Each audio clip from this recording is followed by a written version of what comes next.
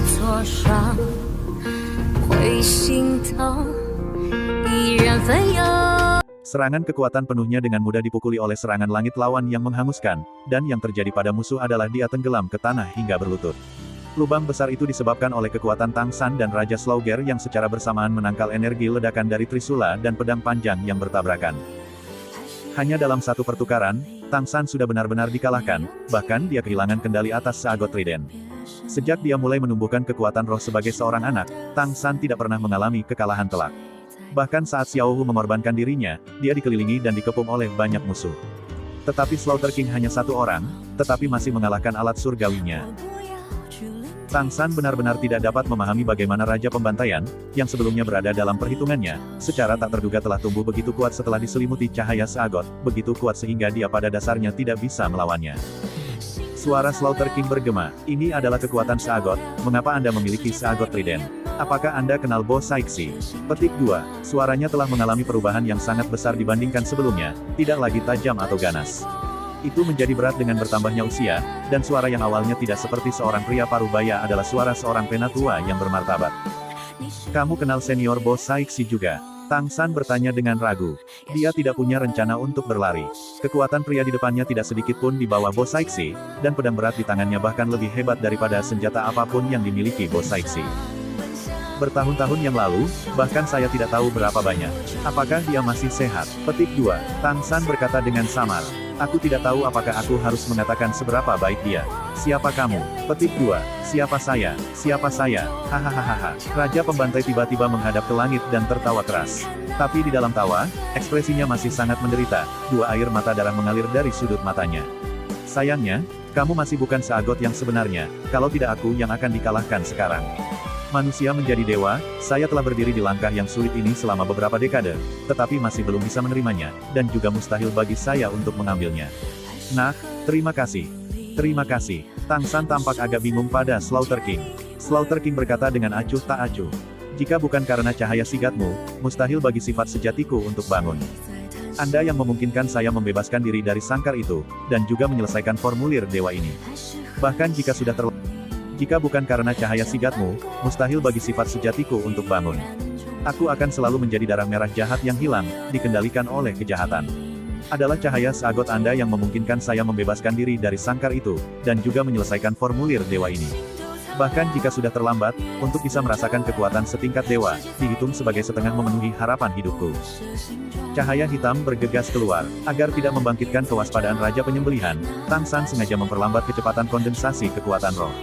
Terdampar demi helai, cahaya hitam berangsur-angsur terbentuk di tangan kirinya, sampai dia dengan kuat memegang Clear Sky Hammer yang diukir dengan tulisan Domain Deadguard. Tatapan Slaughter King membeku, melihat Clear Sky Hammer yang dipegang Tang San. Cahaya berdarah berfluktuasi hebat di sekelilingnya, membuat Tang San tanpa sadar mundur beberapa langkah sebelum menangkap keseimbangannya. Kamu, Clear Sky, murid sekolah, kamu, yang putra." Suara Slaughter King bergetar, air mata berdarah terus-menerus mengalir dari mata hitamnya, membuat wajahnya terlihat sedikit garang. Tang San berkata dengan hormat. "Ayah saya adalah Tang Hao. Senior, kamu, Tang Hao, jadi kamu putra Hao Er. Ini benar-benar sudah lama, bahkan Hao Er sudah memiliki putra sebesar ini. Bagus, kamu sangat bagus. Sangat bagus, anak, aku dipanggil Tang Chen." Petik 2. Dia berbicara, cahaya hitam bergegas ke tangannya, dan palu besar yang sepenuhnya ditutupi dengan garis-garis emas gelap muncul di tangan Tang Chen. Meskipun bentuk palu itu sangat berbeda dari Clear Sky Hammer milik Tang San, aura Clear Sky Hammer asli tidak ada artinya. Itu adalah roh warisan yang unik dari Clear Sky Skull, dan juga bentuk puncak dari roh yang unik. Melihat Clear Sky Hammer yang solid itu, Tang San tidak ragu-ragu, berlutut di tanah dengan bunyi gedebuk, membungkuk, tersedak dengan emosi. Kakek yang hebat. Petik 2. Saat ini dia juga sangat emosional, dia tidak pernah berharap Raja Pembantaian di kota Pembantaian itu benar-benar menjadi kakek buyutnya. "Bangun, cepat bangun. Anak yang baik, biarkan kakek buyut memperhatikan Anda." Petik 2. Tang Chen ingin melangkah maju dan membantu Tang San naik, tetapi ketika cahaya berdarah di sekelilingnya ada di depan Tang San, kesedihan yang hebat melintas di matanya, dan dia hanya mengulurkan tangannya, tanpa menyentuhnya. Karena kepala Tang San diturunkan, dia tidak melihat ekspresi di mata Tang Chen. "Kakek buyut, kamu harus memberikan keadilan untuk ayahku." Tang San membungkuk sekali lagi. Tang Chen berkata heran, "Bangun dulu, ayahmu. Apa yang terjadi dengan Haur?" Dia adalah orang yang paling menjanjikan untuk mewarisi warisan saya, jangan bilang dia bukan kepala Clear Sky School sekarang. Saya telah terperangkap di Slaughter City selama beberapa dekade, dan saya benar-benar tidak tahu apa yang terjadi di luar. Saya memiliki kesan yang samar-samar bahwa aura ayahmu muncul di dekat saya. Apa yang sebenarnya terjadi, ceritakan secara terperinci. Mendengarkan Tang San, ekspresi Tang Chen semakin jelek. Setiap kali dia mengubah ekspresi, suasananya akan membuat suara seolah-olah hancur. Haur sebenarnya berakhir seperti itu. Anak itu, sungguh bodoh. Petik 2. Tang Chen menangis, tetapi air matanya masih berwarna darah. Kakek buyut, jangan sedih. Yang paling penting bagi kami saat ini adalah bagaimana membiarkan Clear Sky School kembali ke dunia Master Roh, dan menghancurkan ambisi Balai Roh, dengan tuntas merampas mereka.